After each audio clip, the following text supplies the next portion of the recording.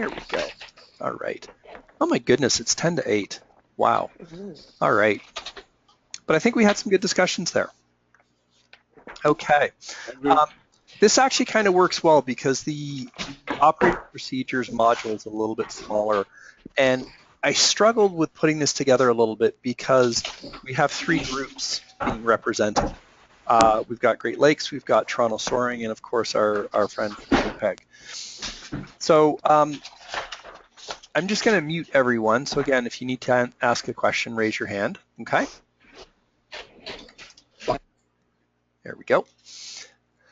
So I struggled a little bit, as I said, putting this all together because we've got 3 groups represented. And the main objective that we kind of had when we put this module into our ground school was one of getting our members in tune with our procedures directly. With that in mind, I thought, you know what, I'm going to look at this at a little bit more of a generic level and make sure that you know, we've covered off kind of the important bits. Now, I did contact Toronto Soaring and I did contact Winnipeg Soaring and got your procedures and had a quick look through them. And they are very much in line with what we're doing and probably with what every other club in the country is doing. So I've broken it down into 4 main topics, which is the membership, the standard start of a day, important elements of daily operation, and the standard end of a day. And we'll start off with setting a context of why we need procedures. So I'm going to pose this question. What I'd like you to do is use your question box to answer this, right? So just pop into the question box there, type this in. Why is it important to follow standard operating procedures?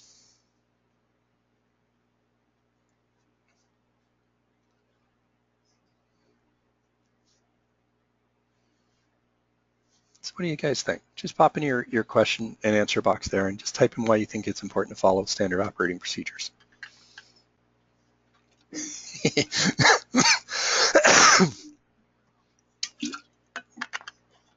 Beautiful, seeing some great answers come in. So first of all, consistency and memory, which is actually an interesting answer from Neil. And I totally agree. If we're all being consistent, seeing a couple of people chime in around safety. In a ridiculous scenario, you know, if we weren't all following the same rules of the road as we drive, we'd have people going down the, you know, the 401 backwards and sideways and all this kind of stuff. From Sergio, we also talk about best practices. Absolutely. What we're looking for here in standard operating procedures is to not only create a safe operation, but to create an efficient operation. So the more launches that we can do in a day, the more people we can get up in the air flying, you know, the more economically viable we're going to be for sure. But we also want to do this in a manner that is safe. So it's a combination of being efficient as well as being safe. Okay. Now I also love the second answer that Neil just piped in with, which is transferability. And correct me if I'm wrong, but this is really about if I, you know, come out and visit Winnipeg Soaring and want to go flying with you guys, will my standard operating procedures transfer and work in that environment and vice versa? So when you come out and visit us. And the short answer is yes.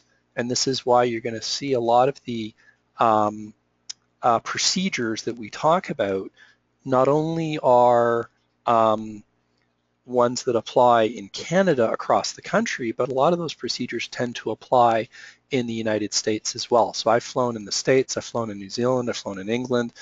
I know Tom Robertson, he flies in South Africa. It's where he learned to fly, and he was out on a vacation just there recently. And what we see here is you see a kind of standard procedures being applied around the world. Now, there are going to be variances for sure.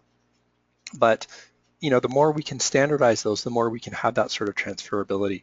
And here's a quick little example of what can happen when you're not following, you know, the proper procedures here.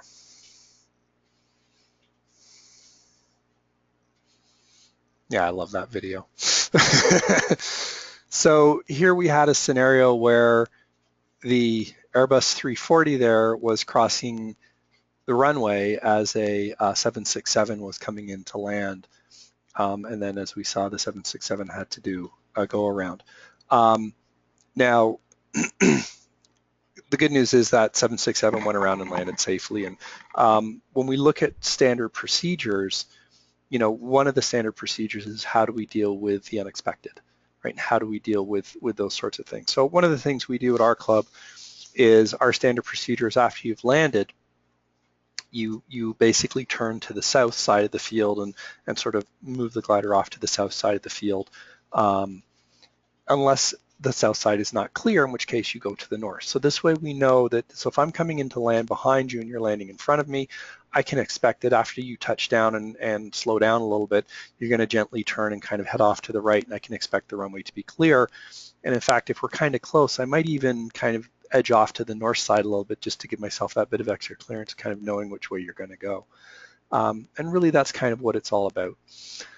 So we talked about, we'll look at membership requirements, the standard start of a day, finish of a day. Membership requirements. Now, again, I wanted to kind of keep it at a bit of a higher generic level. And what I'm seeing in all three clubs is to be a valid member, first of all, you have to pay your dues. So you need to be paid up. You also have to have your paperwork filled in. So this would be both your, membership application signed, things like that, but as well your Transport Canada. So we all have this nice aviation booklet now that looks like a passport, and it periodically expires and you have to get it redone. So mine's actually just up for renewal this year, and I'm sending the paperwork in. But we need to make sure that we're keeping all of that. And then we also need to make sure that we're legal. Are we legal to fly? Do we have a valid license? Do we have a valid medical? Is all of those sort of aspects up to snuff? Okay. So let's focus in on the three main aspects that I really wanted to make kind of the heart of our conversation tonight. The first of which is the start of a standard flying day. So I want you to think a little bit about the start of a standard flying day and what does that look like to you, and what are some of the things that would be involved in the start of our standard day. So I'll get you again to just type in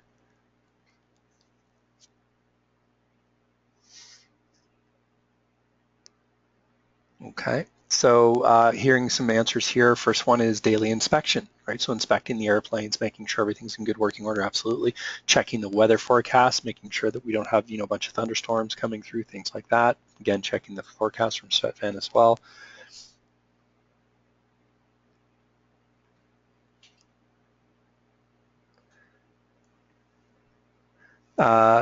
Daily inspection weather, staff and crew from Tom Medenka. Hope I got your name right. So absolutely, and staff and crew is an interesting one because we got to make sure that we have enough people on the field. Do we have, an instructor? Do we have a tow pilot? Things like that. From Kevin, talk about procedures appropriate to that day's circumstances. Love it. Thank you, Kevin. That's a beautiful one. Having that briefing before we get to our day, right?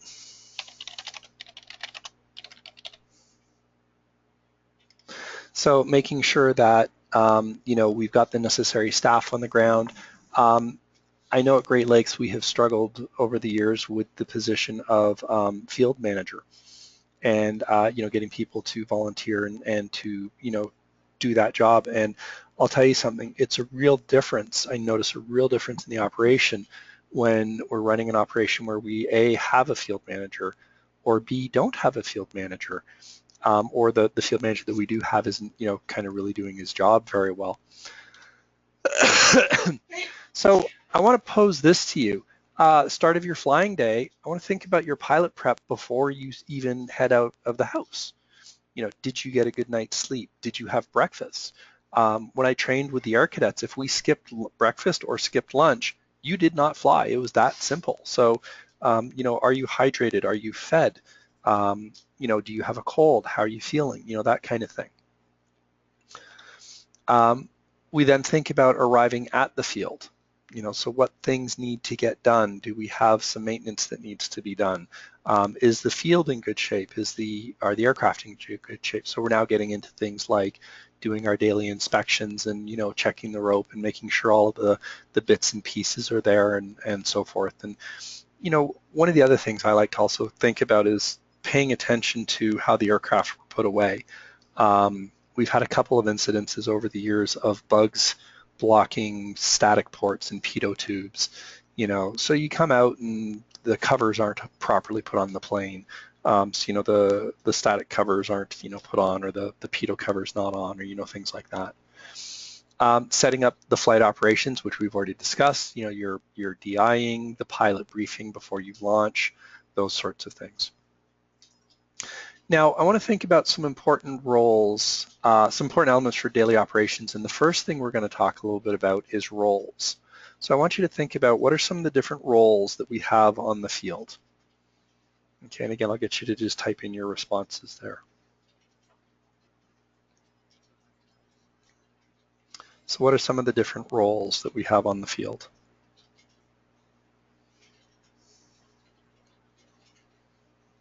I'll just give you a few moments to get a few people type in.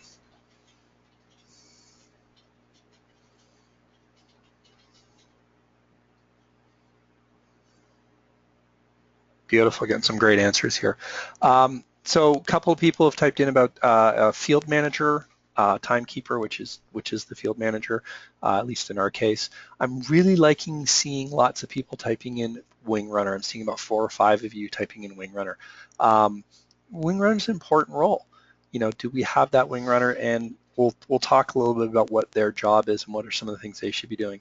So field managers popping up multiple times, cart driver to retrieve planes, beautiful, tow pilot, absolutely, right? So we're thinking about the different roles that need to be there, as well as the instructor.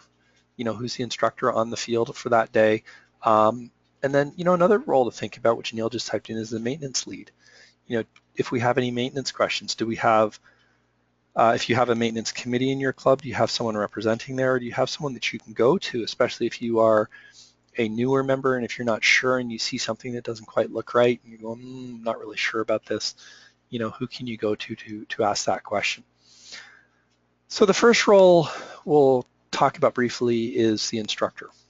And in a lot of ways, the instructor on a glider club, especially the duty instructor, the instructor for that day, they're really kind of responsible for the overall operation. So it's kind of an important role, but we want to identify kind of, who are the instructors on the field. And just because an instructor is physically on the field doesn't mean they're necessarily playing that role. So think about those days when, myself and Carrie and Jim Miller show up on the field. Well, who's playing the role of instructor for that day? And it might be myself, and maybe Jim and Carrie are going to hop in their own planes and go fly cross country. Or maybe it's Carrie and Jim and I are going to hop in our planes and go fly, for our own personal flying. So you want to think about who's playing that role, and just because you've got someone on the field who has that qualification doesn't mean they're necessarily playing the role. Again, the tow pilot, which we mentioned a few times, who's going to be playing that role? Are we going to have the same tow pilot for the entire day? Are they going to switch out? Things like that. And we want to be very cautious or aware of the tow pilot, especially when you get into a very busy day and there's lots of, takeoffs and we're keeping that person in the plane and the engine's running the whole time and they're just going. We want to make sure that they get a break, they get hydrated, they get lunch, things like that. The field manager, which we've talked about, the field manager's main role is to keep the operation moving. So they would be in charge of making sure that, we know who's up next in which airplane. Those airplanes are prepared. The pilots are prepared. As well, you're filling in the timesheets. Now, I added this role in here, the private pilot.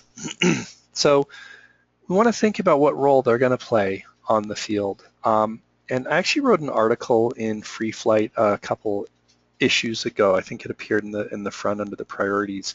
I was chatting with a gentleman on on a flight one day. I was flying in Maine, and a commercial airliner flight. And the guy sitting beside me, it turns out, is a mountain climber. He likes to, this is his hobby. And so I, being chatty and stuff and being interested in risk management and so forth, I asked him about, has he ever been rescued? And he says, I haven't, but my buddies have. So I was like, okay, let's hear the story.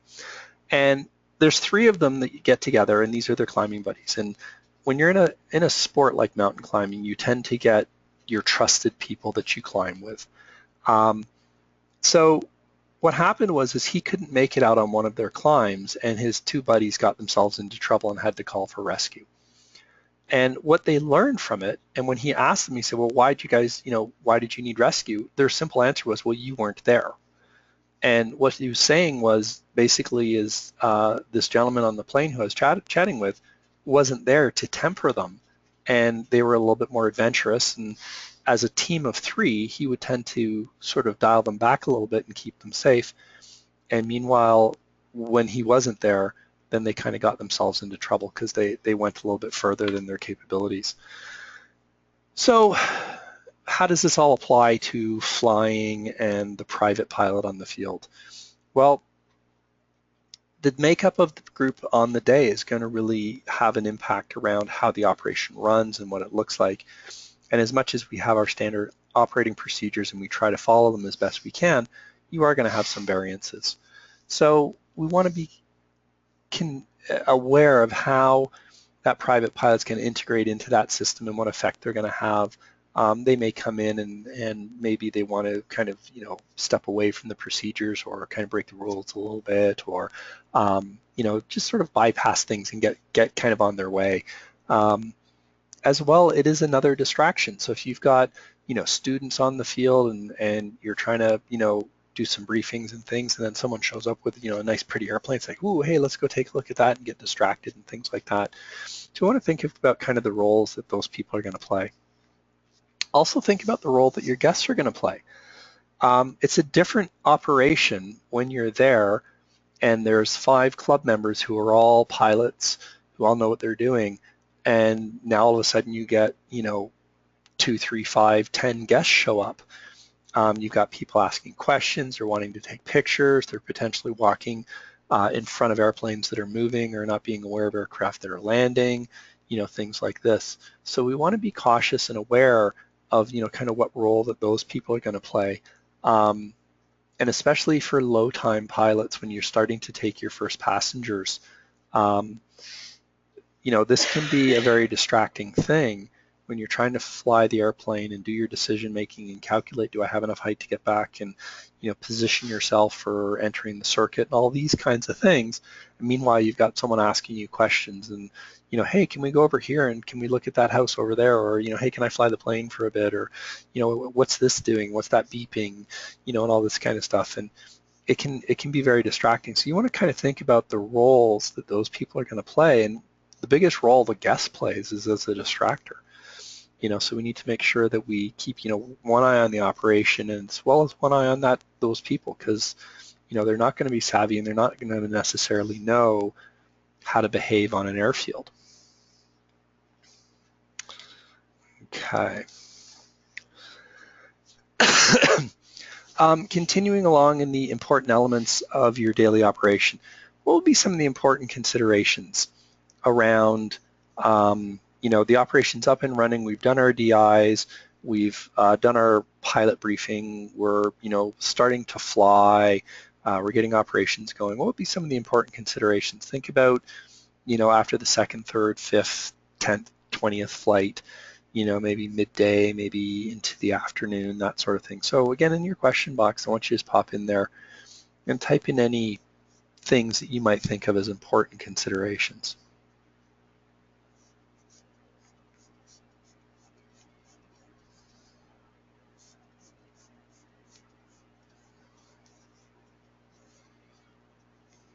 So what are some of the things we might want to consider as our operation continues through the day?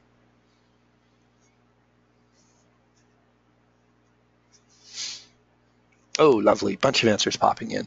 So first one from Tom, fatigue, weather changes, tow plane gas levels, absolutely.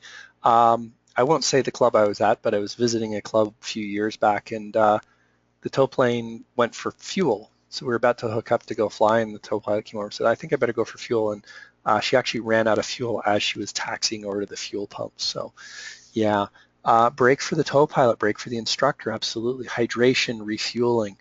And thanks, Svetvan, perfect one. And that's refueling of the aircraft as well as refueling of the people. I love this one from Arthur, taking a break. This is absolutely an important consideration somewhere midday. We probably, on those super hot days when it's busy, we might want to actually consider taking a break. And we rarely do this, unfortunately. There was a day last summer, I think it was the hottest day of the year. It was stinking hot. It was just nasty.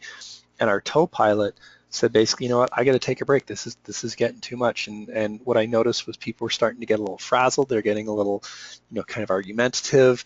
And I said, you know what, let's all just shut down for a bit. And we all went into the clubhouse, went into the air conditioning, had some water, sat down, just took a break, sort of relaxed for a bit, and then went back at it. And it was a really good thing to do. So yeah, that's a good important one to do.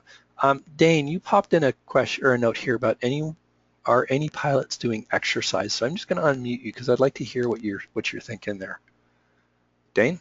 Yeah, just like if anybody was like myself going up and doing, say, for instance, like a spiral dive, that other people flying other planes should be aware that I'm up there doing exercises. Like, would that be a consideration? Absolutely. So, and one of the checks that we talked about in Airmanship was the call check, which was cockpit, loose articles, altitude, location, and lookout. And part of that is you should also be doing a radio call to say, you know what, I'm doing losing maneuvers. Here's where I am. Right. Letting other people on the ground know, that, hey, we're going to go up and do spins or spiral dives or whatever. So absolutely. Sure. And it does take more energy if you start getting into those aerobatic type maneuvers. Your heart's racing, it's exciting. You're also potentially under higher G loads and things like that. So yeah, good point. Thanks. Okay. So some important considerations. Number one, I like to put in here is hydration, right, which was mentioned a couple times. Especially on a hot summer day, you can really dehydrate fast. And much like frostbite in the winter, your brain does exactly the same thing as what your rest of your body does. It preserves the core and sacrifices the outer parts. And unfortunately, the outer parts are your cognitive functions, your decision-making, your ability to perceive, things like that. And some of the symptoms you'll see around this is people get argumentative. They have a hard time processing and thinking. You also have a hard time perceiving, so you might not be aware of things.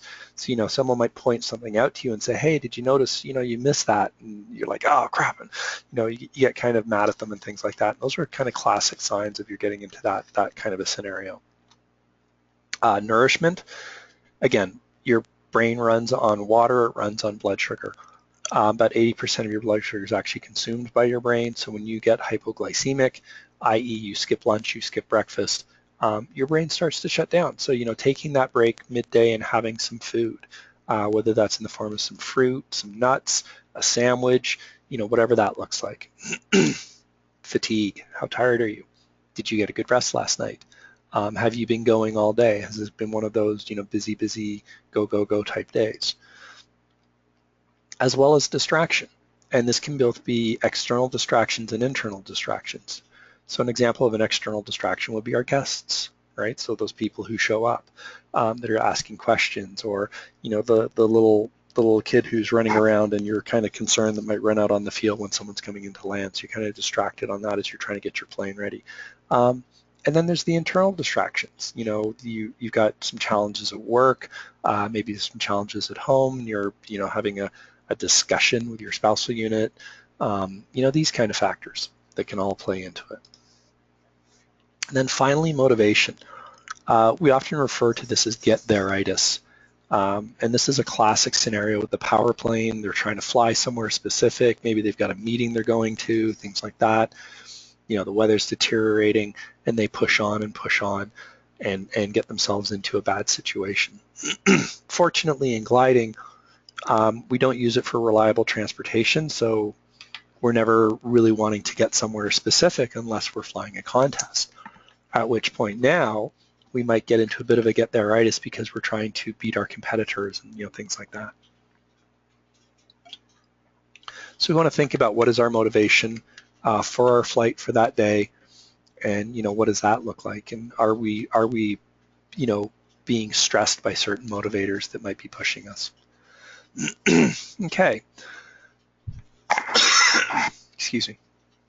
So let's think about the end of our standard flying day. What will be some of the things we need to do at the end of the standard flying day?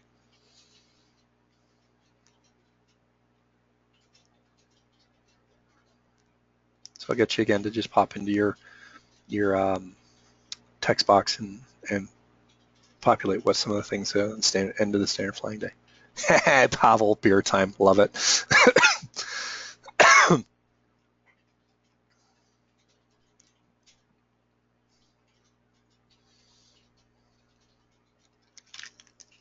Okay, you guys are just needing for a break. We're almost to our break. All right, secure the planes, clear the field of equipment, flight logs, get sign-offs, right? So if you're a student, getting your logbook signed by your instructor, excellent, filling in those flight logs. I know Toronto Soaring, you finish your day by filling in all your aircraft flight logs, packing up, de-rigging airplanes. So we've got a picture of 6E here in the trailer. Putting everything away, packing it all up, tying the airplanes down, packing the hangar, all of these kinds of things. Ensuring everything is securely put away in a way that cares for the well-being of the aircraft and the components from Kevin, absolutely. So the first thing I put in here is paperwork. And we're going to be doing this from organize your retrieval from 600-kilometer flight from Svetvan. Cool. Yeah, if you do a 600-kilometer flight, I'll happily come and get you. All right. So, first thing, paperwork. Let's make sure that our flight logs are filled in properly, right? Because, if there's any ambiguities there, it gets sent back in for accounting. And, folks, this is our lifeblood. This is how we stay alive as an organization. Have you filled in your own personal logbooks, especially if you're a student? Catch the instructor while they're there, these sorts of things. Putting the toys away, whether that's in the form of putting them in their trailers, putting them in the hangar, tying them down, making sure everything is properly secured, making sure that, the retrieve vehicle, in our case, the golf cart, is, parked and, plugged in or fueled, or, just making sure everything is in order. All right, time for our break. We're just a little bit over 8 o'clock, so let's do a 10-minute break today. And when we come back, we will pick up on the continuation of this. All right, so let me just pull my timer, 10 minutes, there we go.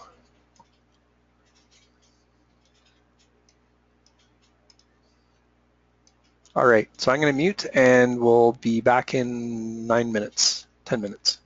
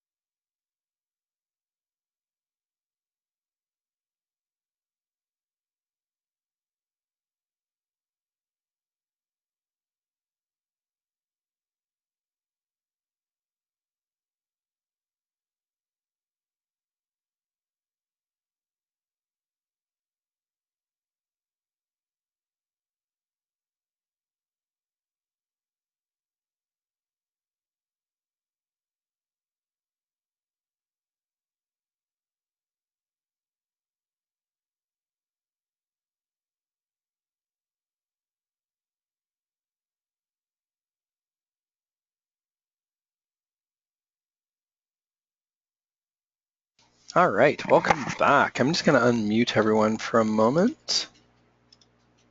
Feel it? Hello. So he just drove it.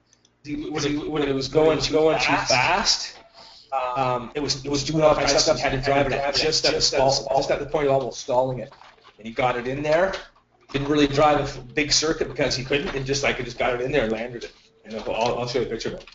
Dang. Like you see the holes through it. Oh, he didn't know because he didn't know. Oh. Hey, Dane. So the guys on the ground knew.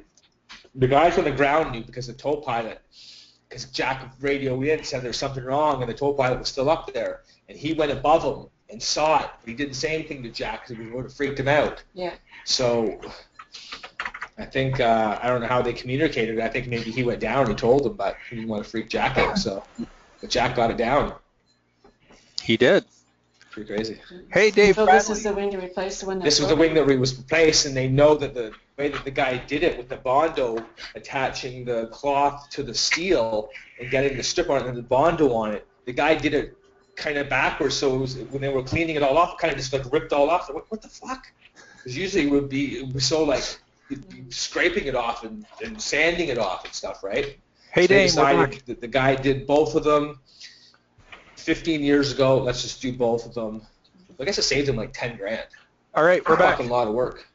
Hello, And hello. it saved you guys all helping. Hello. Yeah, all the Somebody do it? yeah. Or instead of buying new wings. Oh shit! Is he back? We're back. I'm pretty sure he's talking. All right, Dave Bradley's joined us. Dave, you got your hand up. What's up, dude? Can you hear us? How's it going, Dave? Oh, he doesn't have sound, it looks like. Hello.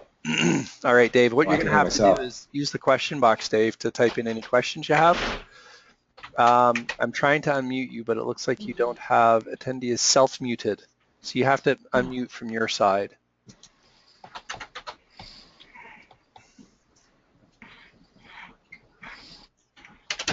All right. Yeah, so I really feel like, Dave. Yep. Can you hear me? Yeah, I can. How come? Well, do you have me on? I'm double echoing again. Are you echoing again? I thought I only turned one of you on. Is that better? Dane, are you still there? No, now we've lost them all together. Let me unmute one of them. Dane? No. Yep. Are you back? Are you echoing still? I can hear you. Okay, cool. But I'm echoing. All right. We'll stop talking then. All right. As we come back, were there any questions, comments from our first half? No. Oh, no. All right. Echo. All right. So what I'm going to do is, again, I'm going to mute everyone. We'll go through our next bit, then we'll open up the microphones again in a little bit, okay? Awesome.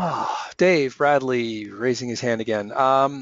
I tried to unmute you, Dave, but you're self-muted. So I'm not really sure if you look at your control panel, which is that little spot where it has the little diamond or the little red arrow at the top. Hop into the question box and type in any questions there. Okay. So we're gonna go ahead and continue. All right. So I'm just gonna mute everyone. Power. Haha. All right. Daily inspections and walkarounds. We've already discussed this a little bit, but I wanted to spend a little extra time on this today in light of having recently done the annual safety report, and just kind of in light of how important this is, and you know, from a safety perspective, one of the things that we're always looking for is how can we prevent you know, accidents, incidences, but then when we look at the statistics and say, well, you know, what are some of the things that are happening that, you know, are kind of preventable?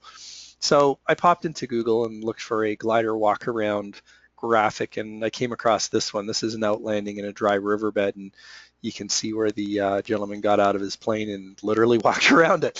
So it's kind of a cool picture.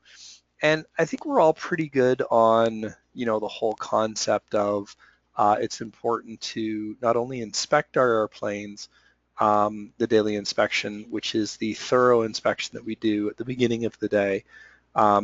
This is the, lifting the seat cushions, opening up that inspection panel behind the rear seat on the Krosno and checking that the controls are connected and so forth, and really spending a good amount of time, usually a half an hour or so, and really just, giving it a very thorough inspection. Now, the walk around is something we're going to do before each flight, but it's really the short version of that. And the way I kind of look at that is this way. The daily inspection happens before you move the airplane onto the flight line. So if you've got your airplane stored in a hangar, you may roll it out of the hangar and do your inspection there, or if it's just tied down, you might do it right like we do with the Krosnos. We do it right in spot. So we just untie them and do them right there. There's no point in moving them if they're not passing the daily inspection. So we do that good thorough inspection, and then we move them to the flight line. Now, the walk around is something we do before each flight. And the logic behind this is, well, the aircraft was just flying, so we know that it's probably in decent enough shape to continue to fly. But there is a possibility that some damage occurred on that previous flight. So the way I kind of look at the walk around is a very quick check of the things that might get damaged. And on a glider, there's really 5 points that could potentially be damaged. There's 2 wingtips, right? So you can look at the left wingtip, the right wingtip. Check the wingtip, check under the underside surface real quick. Take a look at the ailerons because those, of course, hang down. The main wheel would be the 3rd point because, of course, we're going to touch down and bear most of the weight there. So if you had a hard landing, it might have bent the main wheel, that kind of thing. And then the other 2 places I check is the nose and the tail. And depending upon the type of glider, the Krosno, for example, has a skid on the nose, so it sits with its nose on the ground. So if you had someone who comes in and does a hard landing, maybe they slam the nose on the ground, that kind of thing. The glider in the picture here is a high-performance single it's a tail dragger, so less likely that there's damage on the nose unless he kind of nosed it over on the landing, which might actually have been the case with this because you can see that that main wheel really sort of dug into the ground as he landed. Maybe checking the tail, maybe checking the nose, that kind of thing. So you want to kind of check those main points. Now, this particular airplane is a T-tail, so its horizontal stabilizer is set nice and high up on the vertical fin. Very little possibility for it to be damaged on landing. Now you look at an aircraft like the 126 or the 233 or the Blanik L-13. These are all aircraft with a low horizontal stabilizer. And in fact, the 233 and the 126, that elevator, the trailing edge of the elevator is only an inch or 2 above the ground when she's sitting with her elevator all the way down. So it's very conceivable and relatively easy for it to be damaged either during the landing or during the ground handling that gets the airplane back into into position. I know many clubs, we do this. We push the airplanes back to the takeoff end of the runway, and then we rotate them and push the tail off into the crop a little bit, to kind of get it off of the runway. And with a T-tail, you're fine doing that. But if you've got a low slung tail like a 126 or a 233, we want to be careful of that. So our daily inspections are that thorough inspection, and then our walk-arounds are kind of our quick one. So with that in mind, and I'll get you to type in the question box here. So this is actually my airplane, and I did my daily inspection, and I discovered something was not quite right. So why don't you just take a look at that picture and see if you can spot what the issue is. I know for some of you this will be easy because I've shown this picture to a few of you, but so in the question box, just type in. Oh, I see Dane has his hand up. Dane, I'm just going to mute you for a sec. What's up, Dane? Oh, I just wanted to see if you're paying attention to the hand up. Mute. Sorry. All right, so let's go into our question box here and type in, what do you see, what's wrong with this picture?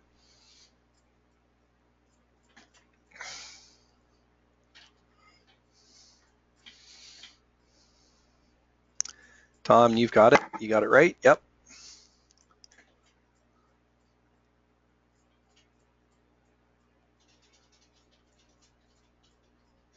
Dane needs glasses.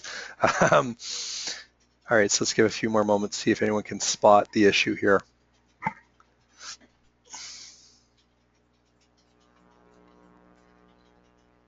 All right. So the issue that we have with this airplane is the vertical mast that's holding the propeller has developed a crack. So a couple of you noticed that. And basically what happened is I'd flown my plane for its first flights, done a couple circuits, did an hour-and-a-half flight, came back and did some more taxi tests, and then I was about to go off and do some more flying. And I said, well, you know, I'll give her a good thorough inspection. I popped the cowling off and I saw that crack. So this, if it had developed further, could have been, you know, quite a problem. So, you know, fortunately I caught it very early in its development and, you know, nothing went wrong here. But the point of all of this is that you really want to be very cognizant of your airplane. You know, looking at the design of this mast, I figured if I'm going to have any problems, it's going to be in this zone here, which sure enough, that's exactly where it did occur. So I was keeping a very close eye on that and that, you know, that whole structure and kind of, you know, watching what was going on there.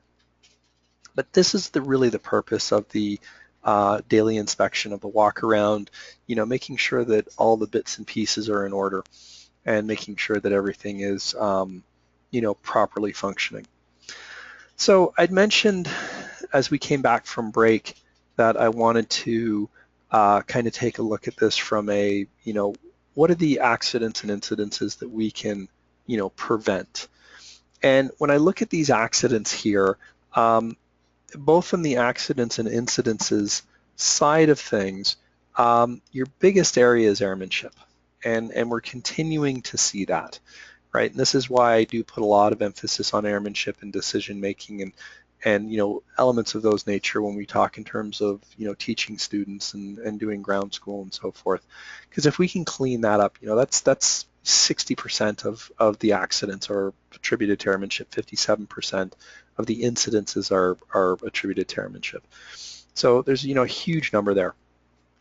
Now last year, so this is the 2015 stats, and the details of this are in your free flight, which you can, if you haven't received in mail, it is available online.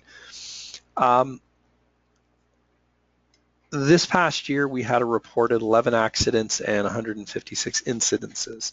So an accident is where we had damage to the airplane, injury, that kind of thing.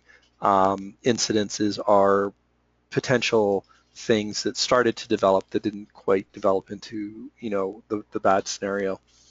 But what I wanted to focus on for this discussion here is, first of all, the de-rigging, rigging incidents or accidents, and we did have one this year. And if we look at the incident side, we had 10.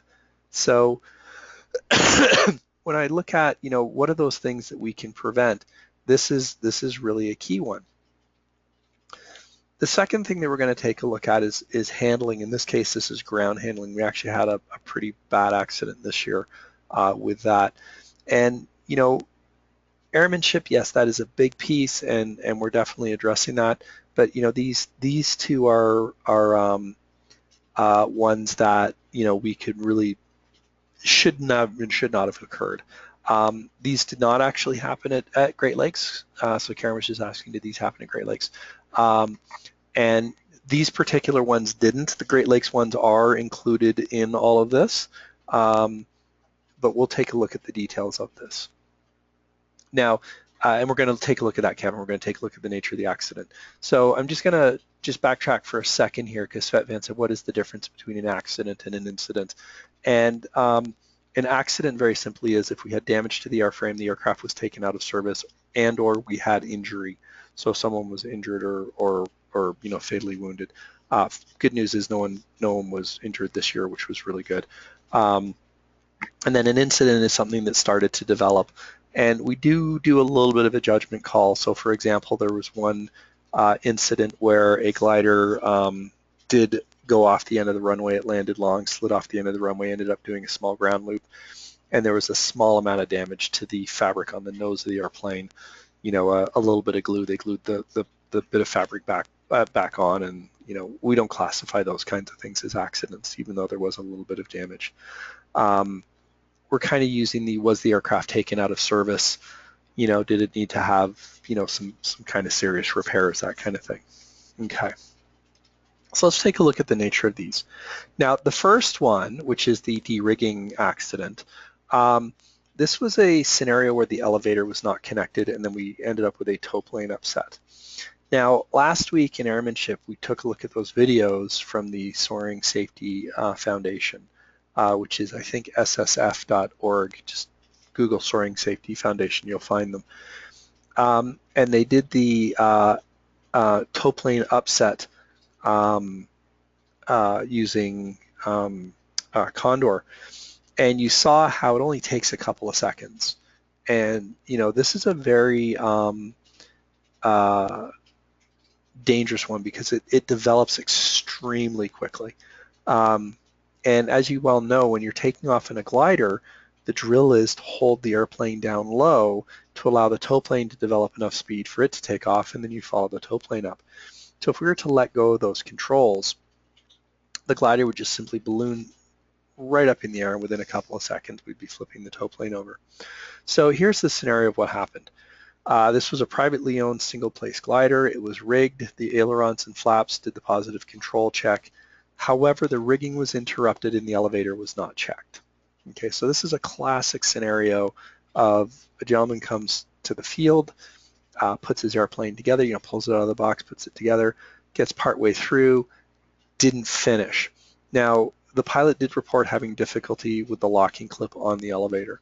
The particular aircraft in question here is a PIC 20, and I know that from what I understand of that aircraft, the elevator is a little bit finicky to get in and get it right.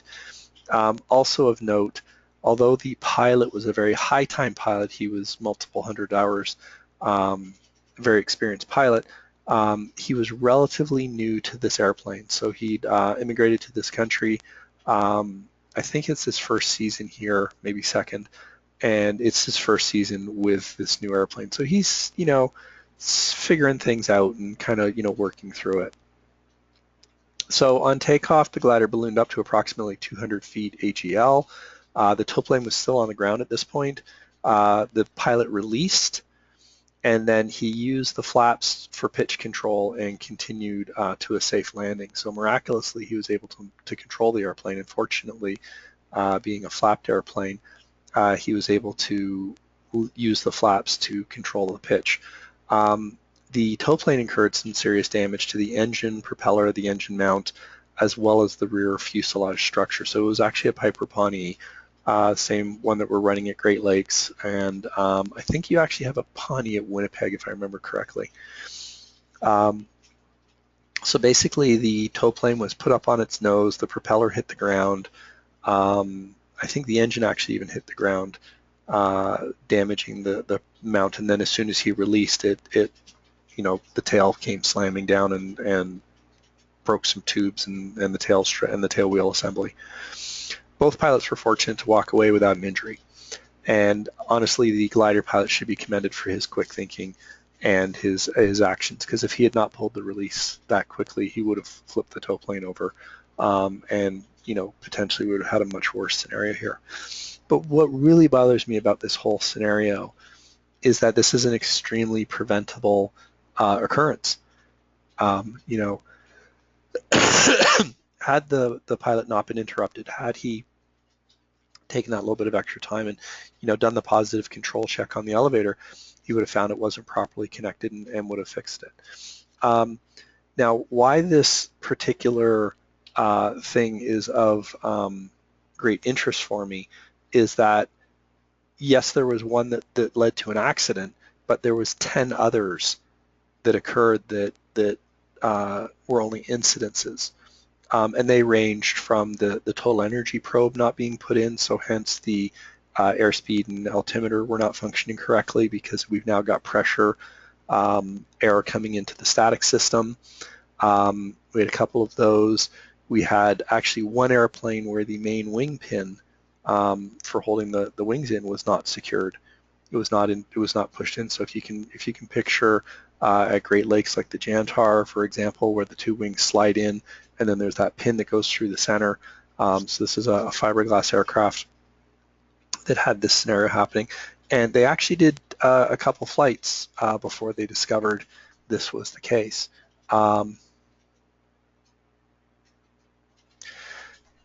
So, and these are all very, very preventable things. So this is one of those things where, you know what, if we do our positive control checks, if we we have a number of things that we can do to help, prevent that.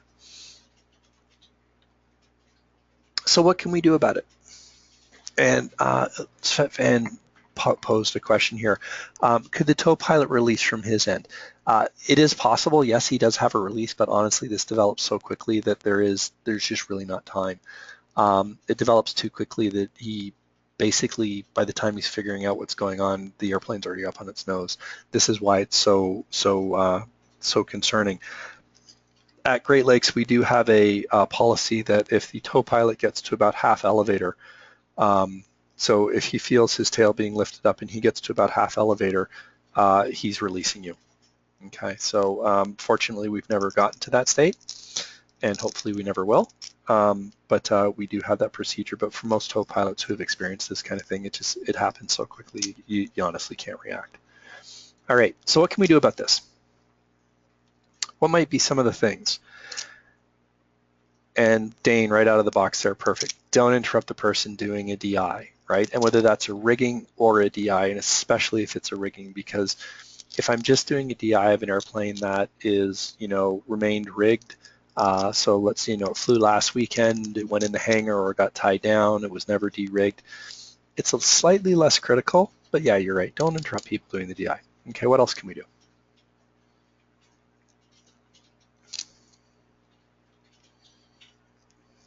And you can state some of the obvious ones. I have no problem with that. Have someone double check your work. Absolutely.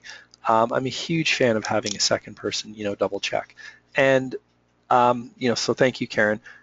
You say, double check your DI. Again, think about the criticality of it. So if you are dealing with an aircraft that has stayed rigged over the week, then, having someone double check your DI might not be as critical. But if I'm rigging an airplane, I'm always getting someone to double check it. Another one, Sergio, checklists, absolutely. So we think about those checklists, did you do your positive control check? Yep, did that, check this, right? And then really that's what a checklist is designed to do.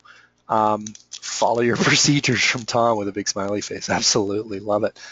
Sanity check, another person to do that double checking. Yes, absolutely. Expect the sign off from Kevin, absolutely. Now, I'm glad you brought that one up, Kevin, because in the United States, they were having a bit of an issue with this some years back. And what they did is for contests, and it's very common that, you go to a contest, you rig your airplane because you drive your trailer there kind of thing. So what they did on contests is they would not launch you until you had a signature on your wing tape. So as you're sitting there on the grid and the wing runner comes up to launch your airplane, he would look down and see if your wing tape had a little signature on it. And what they did is they got the contest director to go and do a positive control check. And the way you got a signature on your tape is you got a positive control check. So they would go down the grid and do a positive control check and everyone signed the tape. And that was the evidentiary proof that, your positive control check was done. So, a really good way to kind of enforce that. And basically what happened is if there wasn't a signature, they would not launch you. Okay, so what can we do? Uninterrupted assembly. And you may have heard some people talk about red hat. Some people use a vest. Different people have different methods. Basically, as the person who's not doing the assembly, just be aware if you see someone doing the assembly, absolutely offer to help, but let them, kind of step back and let them do their thing. And if you've got a question or if you're interested or something, how about if you wait till an appropriate time, right? So, kind of be aware and respect that process. We talked about the second set of eyes. Again, if I'm rigging an airplane, I'm going to get a second set of eyes to check it. And preferably those pair of eyes are going to be some experienced with that airplane type. So when I rigged my airplane, you know, I look around and I look for Jim, who used to be a partner in Rosebud with me, or I get Alan. You know, they know the 126s, they know how to rig them, and you know, get them to help with the double check on that, right? So get those pair of eyes. For the Jantar, Carrie and Dean both used to own a Jantar for many years, so they're great people to do that double check, right? Your positive control check that we talked about. Now, there's a second check that's not actually talked about that much, which is the critical assembly check.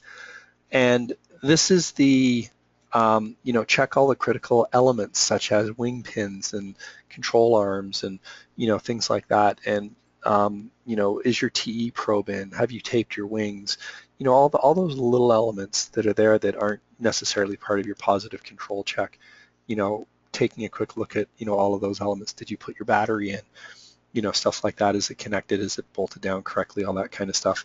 And then, of course, double check. So one of the things that I do when I finish rigging an airplane before I fly it is I step back and I just do a mental rerun through and think, do I remember, you know, putting that safety pin in? Do I remember attaching that, you know, total energy probe, or, you know, whatever that is? And I just do that extra double check. And if I can't remember actually doing it, then I go and just do another check. And you know, you can stand at the cockpit and, you know, just look back at the tail. Is my TE probe in? Is my battery in? You know, that kind of thing. And if you have your own plane, or if you fly a club plane that needs to be rigged, you know, why not develop a quick little checklist that's unique to that airplane? That, you know, here's my rigging checklist. Did I do this? Did I do this? Did I do this? Right? Because each aircraft has kind of its own little kind of unique pieces. You know, some airplanes have automatic control hookups. So, you know, Rosebud, for example, you know, the spoilers automatically hooked up, which was great. But then we had to do the ailerons manually. So, you know, where was that done? Is the safety pin put in? Because the aileron connections on Rosebud was a you had to line up the push rod with the little control plate, and then you pushed a pin through the hole, and then that pin had a safety pin on the backside of it that held it in place, you know. So was that done? It has pins for the secondary spar. So, you know, when you bolt the wings in, you had to do a secondary spar pin. Some airplanes have that, some don't, right? The Jantar does not have secondary, you know, secondary spar pins or anything like that. So, you know, try to develop a bit of a checklist for what are the unique things for your airplane. You know, what are the critical elements to check, you know, for those. Okay. Let's take a look at our second preventable accident that happened this past year. This was actually, it was two-seat gliders that actually smashed into each other on the ground. And here was the scenario. There was a glider was returning to the grid, which means it was being towed by a ground vehicle. So there's a golf cart towing it. So it's towing it in the opposite direction of the airplane's launching, and it pauses to wait for a launch. So basically it kind of got beside the airplane that was hooked up to the tow plane. So if you can picture a two-seat glider hooked up to the tow plane, ready to take off, tow plane's running, the wing runner's there, the other airplane that's hooked up to the ground vehicle is going kind of in the other direction. It's now stopped beside the glider. It's a nice big wide runway, and the launch is delayed. Now, there was a bit of a miscommunication, and somebody thought there was an issue with the tow pilot, and they had been stopped and waiting for a few moments, like, so the launch was delayed. And the gentleman driving the ground vehicle decided he was going to drive over and check out what was going on. So facing the opposite direction, he drove the tow vehicle past the tail of the glider that was parked, or that was stopped waiting to launch, and sort of kind of did a big U-turn around the back of it to drive up beside the tow plane to see what was going on. But the problem with that is the other glider that was being towed was still attached.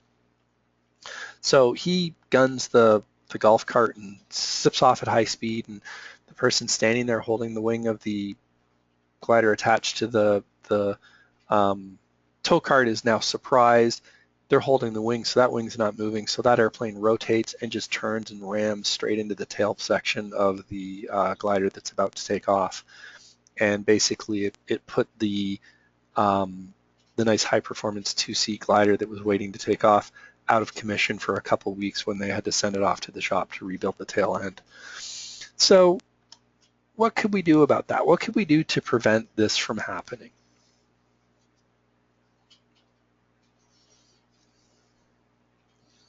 So again, just pop into your question box there and type in what you think you might be able to do to take care of that. And Tom, I see your hands up, so I'm just going to unmute you. What's up, Tom? Sorry, just a quick question. I'm a little unclear, I guess, what exactly is a positive control check and what it entails. You mention it quite often, and I just want to make sure I exactly get what it is. Sure. So a positive control check. So if you can picture, we've just rigged the K6, okay, and we're about to take it flying. Now, if you move the stick in the cockpit and look at the wingtips and look at the tail, you're going to see the ailerons and elevator moving, yeah? Right. Okay. Now, a positive control check is when I would walk out to the tail, for example, and hold the elevator while you move the stick back and forth. Okay. And I would do the same thing for each aileron and the spoilers. Now, what this does is it simulates the air load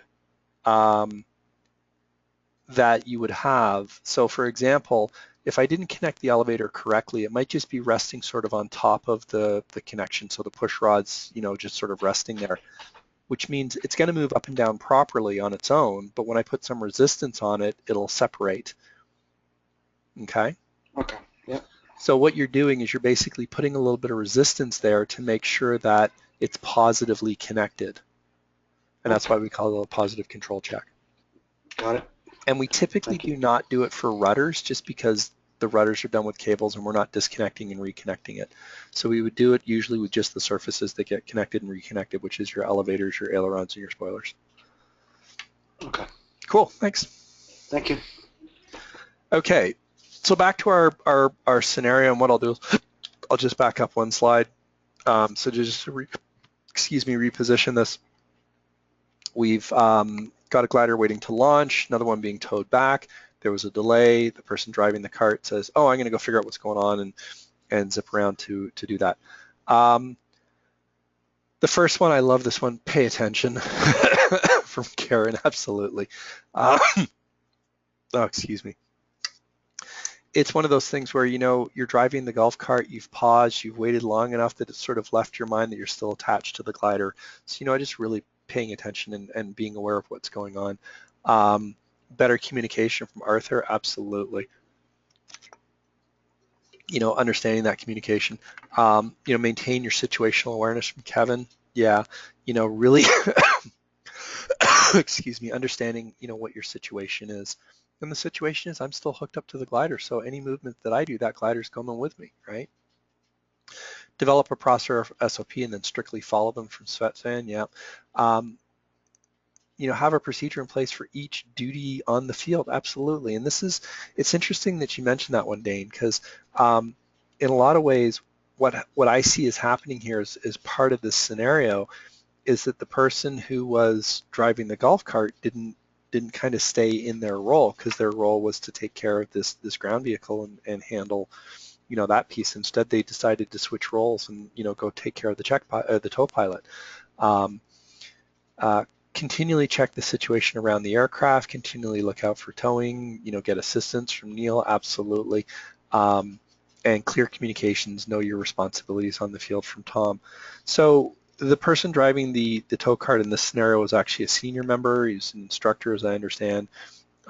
So he was kind of taking a bit of responsibility for kind of the overall field operation and making sure that there wasn't something wrong with the tow pilot. Here is my simple take on this one. First of all, slow down. And there's a fabulous book called Be Quick But Don't Hurry. It's written by a gentleman named Andrew Hill, I think. Andrew Hall. Anyways, he played on the UCLA Bruins basketball team in the time of Coach Wooden, and just a fantastic book. kind of that be aware, don't cut corners. Yes, we want to suggest efficiencies, but we want to examine and test those and implement them. So we want to make sure that we're not cutting corners and doing things that create potentially bad situations. And here's the ultimate one for this specific scenario: unhook whenever you stop, right? We actually had a similar incident on our field some number of years ago where we were towing a glider, we paused, we stopped, we left it hooked up, and then I hopped in the golf cart and again gunned it to go somewhere, and the glider spun around. It did almost a 180 and almost took poor Dean out by the ankles. Fortunately, he was quick enough to see what was going on and jumped over the rope. And ever since then, every time I stop the cart, even if it's just for a few minutes, I unhook. And it's just, it only takes a few seconds, but you know what? You unhook it, and then, if someone hops in that cart and zooms away, you're not going to be, accidentally hooked up. And, I think of the scenario where you've got the tow plane sitting off to the side, you've got the next glider about to be pulled online, here's a glider coming into land, they're on final. You now stop the golf cart, you're going to sit there and wait for them to land. It's going to be about a minute or two, but your next movement is to pull this thing online. Just unhook the glider, right? It only takes a second to unhook it and hook it back up.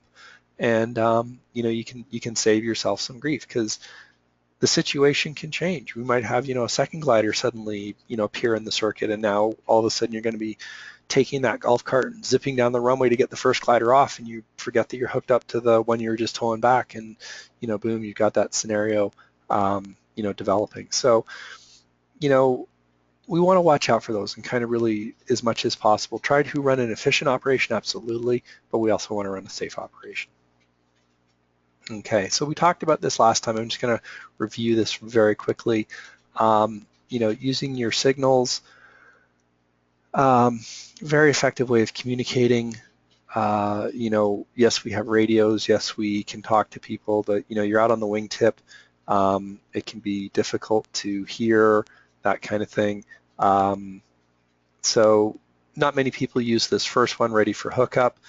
Basically taking your two hands and doing the kind of, okay symbol and then interlocking them so I'm ready for hookup.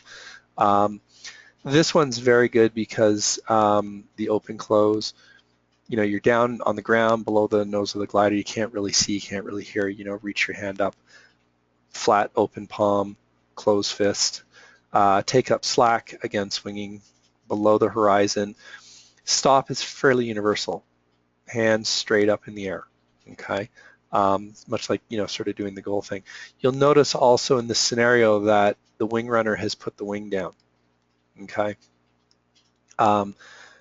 when the tow plane sees the wings go level, or if you're operating on a winch, when the wings go level, that is one of the signs to say, we're ready to go, right? So hence we don't pick that wing up until we're ready to go.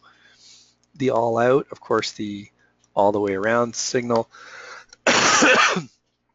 And of course, at any time, anyone can interrupt the launch and stop it if they see something.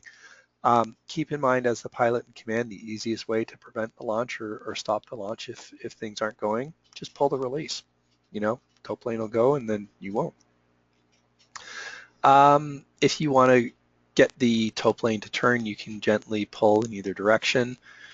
This is a key one, okay? This is a key one here. If you see the tow plane rocking its wings, release immediately. It doesn't matter if you're at 10 feet, 50 feet, whatever that is. That means he's in serious trouble and you need to get off, okay? And then the other one is the rudder waggle, which is check your dive brakes are close. There's something basically when he waggles his rudder, he's saying there's something wrong with your airplane. Check your dive brakes, check your spoilers. Okay. That brings us to the end of tonight. Look at that, we only went 5 minutes over. Awesome. All right, so I'm just going to unmute everyone. Try to do Dane only once. Yeah, thanks. Oh, no, I think I got you twice. I heard it. There we go. All right. Oh, gee, I just did it again. All right, this thing, what it does is it resorts whenever I unmute you, and so all your names jump around as I unmute. All right, I think that's everyone. Tom, Svetban, And Dave, you're muted on your end, so I can't unmute you, sir. All right. Were there any comments, questions, thoughts as we wrap up today? You muted me again. Well, I did one of them. Okay, I'm good. You're good? Oh, I got the echo. All right. Any comments, thoughts, questions? Question, the soaringsafety.org, is that the place, or because there's an SSA.org, that Soaring Society of America? Yes. Yeah, so there's two organizations here.